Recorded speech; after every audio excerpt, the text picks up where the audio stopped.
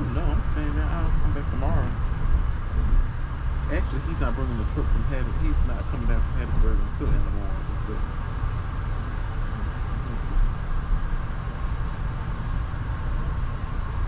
Mm-hmm. That's pretty interesting. So let me go ahead and make sure I got insurance on it. So a storm, something coming on.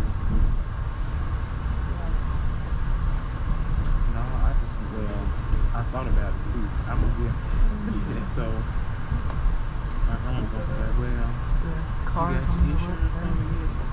And you don't have to. Oh, yeah. She been doing this like trying to increase, make sure I get more independence over this. And so I said, yeah. She's like, oh, okay, so you got it covered. I said, well, if I didn't, child, she was gonna put it on her USAA thing. But I told her, I said, I don't know because you don't have to change the address on it. Because I still have Macon address on there. My friend's house in Macon.